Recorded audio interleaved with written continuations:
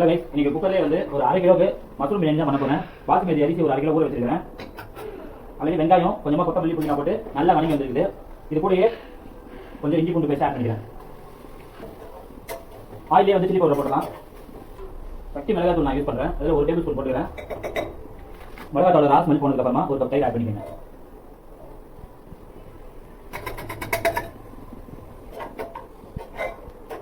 இது கூடவே கையோடைய நம்ம தக்காளி எடுத்து 2 பச்சை மிளகாய் எடுத்து வச்சிருக்கேன். தக்காளி ஒரு 3 தக்காளி நல்லா கட் பண்ணி வச்சிருக்கேன். ஆட் பண்ணிக்கலாம்.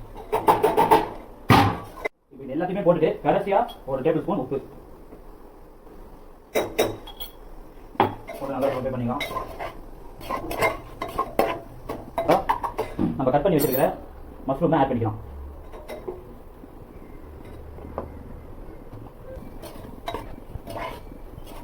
இப்போ 800 ml தண்ணி வந்து இதில் ஆட் பண்ணியிருக்கேன். இது அளவு பார்த்தீங்கன்னா மெஷர்மெண்ட் வாட்டர் கேனில் நான் தெளிவாக எடுக்கணுங்கிறதுக்காக இந்த இதில் எடுத்துருக்கேன். நீங்கள் இந்த மாதிரி வாட்டர் கேன் வச்சிருக்கீங்க அப்படின்னாலும் ஒரு மனக்கணக்கில் பாதி அளவாக பார்த்து பிடிச்சிக்கங்க. இப்போ வந்து அடுப்பை ஃபுல் ஃப்ளேம் வச்சிடலாம். குக்கர் மூடி போடலாங்க.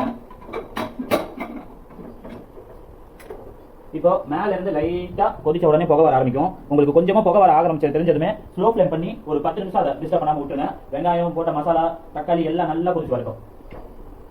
அரிசியை போட்ட உடனே நான் ஹை ஃப்ளேம்ல வச்சிட்டேன். நல்லா இந்த மாதிரி தண்ணி கொதிக்க ஆரம்பிச்சதுக்கு அப்புறமா உப்பு காரம் செக் பண்ணி பார்த்துக்கலாம். காரம் அளவு கரெக்டாக இருக்கு. உப்பு மட்டும் கொஞ்சம் பத்தக்க நான் போட்டுக்கிறேன். அரிசிக்கும் தண்ணிக்கும் ஒரே அளவாக வந்துருச்சு. ஸோ மூடியை போட்டுட்டு குக்கரை போட்டு மூடிடுங்க. ஹை ஃப்ளேம் வச்சுக்கோங்க.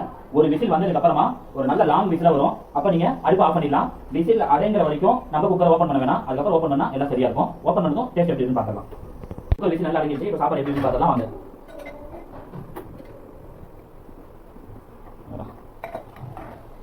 நல்லா வந்திருக்கு.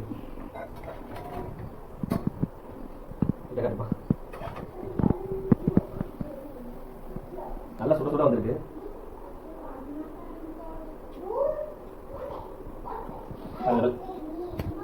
நீங்களும் இந்த மாதிரி ட்ரை பண்ணி பார்த்துட்டு எப்படி சொல்லுங்க.